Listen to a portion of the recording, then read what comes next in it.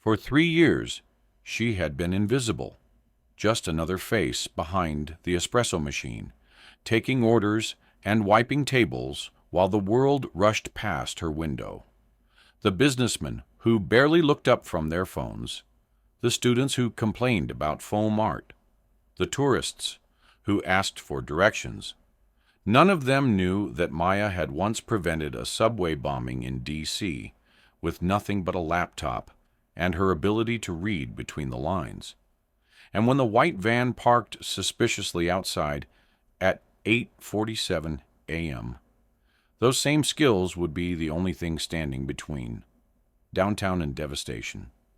Welcome to the Silent Heroes. Before we begin this story of hidden identity and deadly instincts, tell us in the comments where in the world you're watching from today. And if you believe stories like this deserve to be heard, hit that subscribe button to support the channel. Maya Torres looked like any other 28-year-old barista in downtown Portland. Dark hair in a messy bun, coffee-stained apron, worn sneakers with holes near the toes. She smiled at customers with practiced warmth, made small talk about weather, and listened patiently to Mrs. Henderson's daily complaints about her neighbor's dog. But Maya's eyes never stopped moving. Exit points, main door, back entrance, the window beside the register, blind spots, corner table behind the espresso machine, area near the bathroom. Anyone who lingered too long, paid in cash while avoiding eye contact, positioned themselves with clear sight lines to the street. These details separated her from every other coffee shop employee in the city. 3 years ago, Maya Chen had been one of the CIA's most promising counter-terrorism analysts. 4 years in Langley, tracking digital footprints, identifying sleeper cells, connecting dots others couldn't see. Her specialty was pattern recognition, spotting behavioral anomalies that indicated terrorist activity. She had prevented 14 attacks the public never knew about, each one a chess match played in shadows, where one wrong move meant innocent blood. Her final case had been different.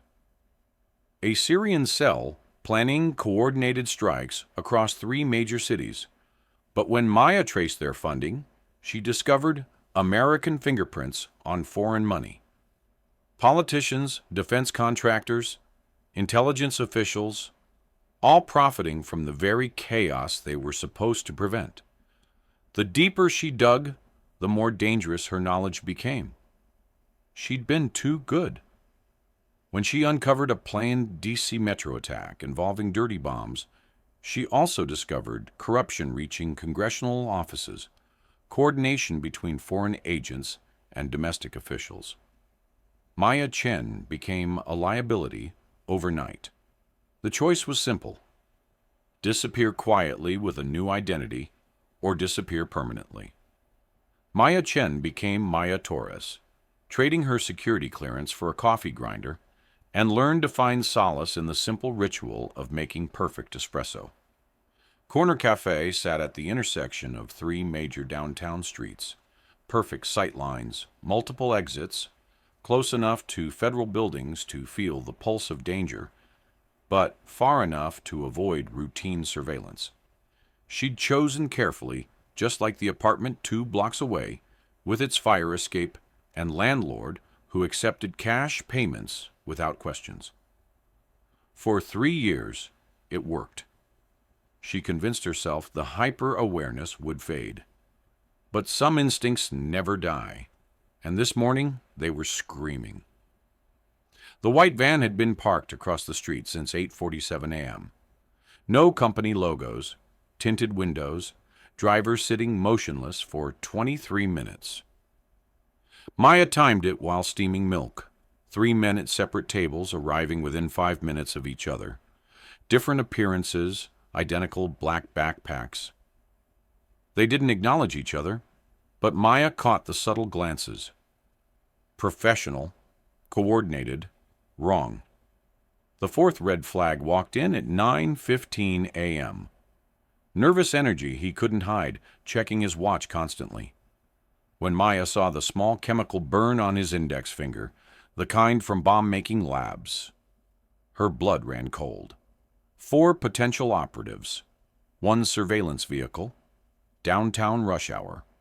Maya's mind raced through possibilities while she poured his coffee with steady hands, every instinct from Langley screaming that something catastrophic was about to unfold.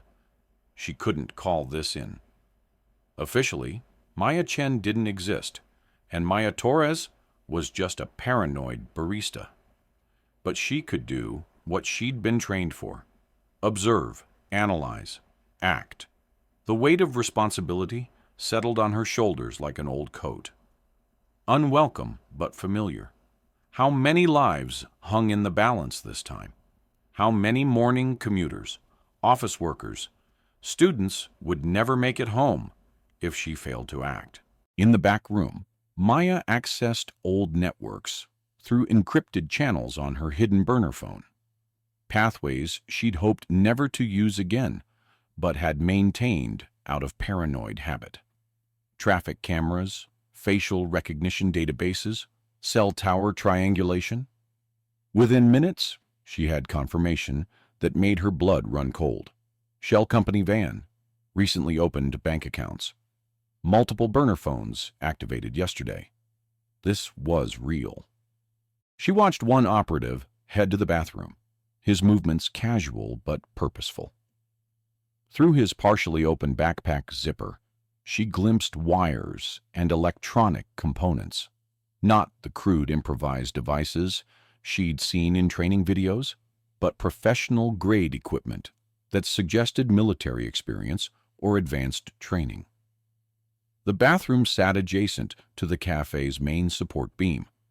Perfect placement for maximum structural damage that would bring down not just Corner Cafe, but potentially damage the adjacent buildings housing a dental office and a children's daycare center. Maya's training calculations kicked in automatically. Blast radius, structural weak points, evacuation routes, casualty estimates. She had maybe 10 minutes before they moved to the next phase, maybe less if they were working on a tight timeline coordinated with other attacks. She needed evacuation without panic, disruption of their communication network, and somehow needed to alert authorities without revealing her identity or compromising her cover that had taken 3 years to build. "Jenny," she told her co-worker, "go next door and borrow milk. Take your time, then prop the back door open when you return." Jenny looked confused, but Maya's tone brooked no argument. As her co-worker left, Maya began tactical preparation disguised as normal operations. Louder music, steam clouds to obscure sight lines. The operative emerged from the bathroom, his backpack noticeably lighter. Maya smiled as he passed, counting seconds. 5 to 15 minutes, depending on the device type. She approached customers with manufactured concern about a gas leak next door, suggesting they move across the street. The businessman packed up annoyed. Others followed suit. A routine evacuation, nothing alarming. When she approached the nervous operative with the chemical burn, his composure cracked. "Sir, we need you to step outside." "Gas leak." "No," he snapped. "I stay here." When he reached into his jacket for what Maya knew was a detonator, she moved. 3 years of coffee work hadn't dulled her reflexes. She grabbed his wrist, pressure-pointed his neck, dropping him unconscious. The other operatives reacted instantly. Maya vaulted the counter as one reached for his backpack. A thrown coffee cup bought her seconds to tackle him with muscle memory from Langley training. The third man ran for the door, shoving past Jenny, who stumbled into a table. Maya had a choice: pursue or deal with the bomb. The bomb won. She ran to the bathroom where, behind the toilet, sat a device that made her blood freeze. Military precision, but civilian resources. C4 plastic explosive, professional detonator, wired with standard electrical components. Timer showing 7 seconds, red digits counting down like a digital death sentence. Maya's mind flashed to CIA training, her instructor's voice echoing across years. When you can't defuse it, relocate it. Distance saves lives. 7 seconds wasn't enough time to cut wires without risking premature detonation. Her hands moved on pure instinct, muscle memory overriding the terror that threatened to paralyze her. She grabbed the device, 8 pounds of destruction, and ran for the back exit Jenny had propped open. The alley was narrow but empty, a concrete canyon that would contain most of the blast. Every step felt like an eternity, every heartbeat thundering in her ears as she calculated distance, trajectory, cover. 3 seconds. 2. 1. She hurled the bomb and dove behind a dumpster as it exploded. Thunder echoed off walls, car alarms wailed, but the bomb detonated harmlessly instead of inside a crowded cafe. Police sirens approached, multiple units, growing louder by the second. Maya had maybe 3 minutes before federal agents swarmed the area, agents who might have facial recognition software, who might run her photograph through databases that could expose her real identity. She couldn't be Maya Chen again, not here, not now. That life was buried for good reasons that hadn't changed. She returned inside where Jenny sat stunned on the floor, surrounded by overturned chairs and scattered coffee cups, while 2 operatives lay zip-tied with coffee supply twist ties.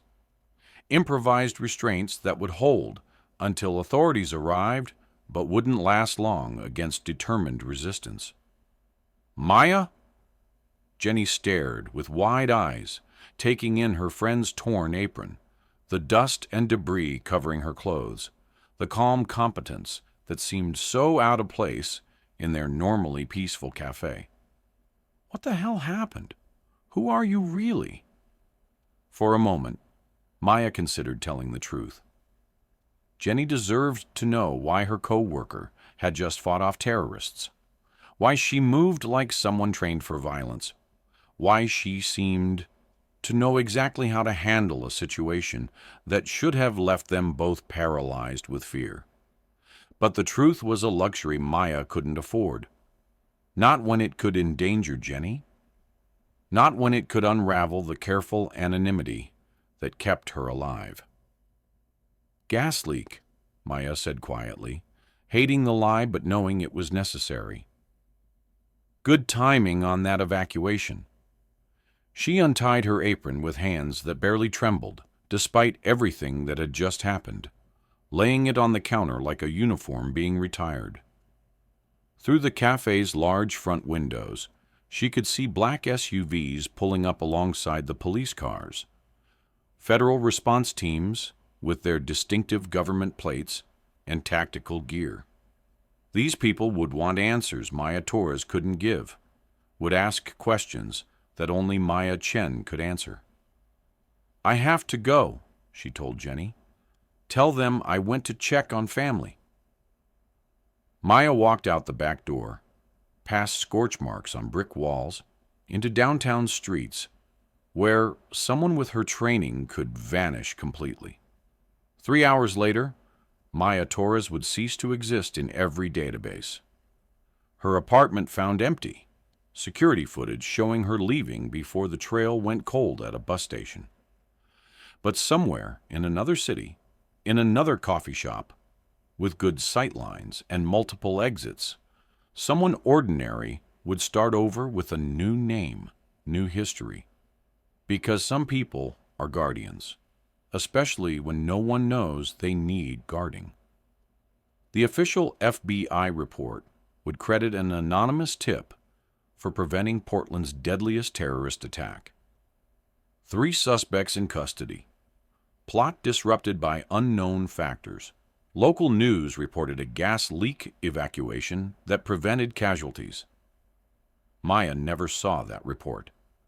She was already 3 states away, learning new customers' orders, watching for patterns that didn't belong while hoping she'd never need those deadly skills again. But deep down, she knew the truth. Once a guardian, always a guardian. Some heroes wear badges, others wear aprons. Sometimes the most dangerous person in the room makes your morning coffee with a smile, hoping today won't be the day she remembers who she used to be. But when that day comes, you'll be glad she never really forgot. Have you ever wondered about the ordinary people around you? The ones who seem too aware, too skilled for their circumstances? Share your thoughts below. And if this story made you look twice at everyday heroes, hit subscribe.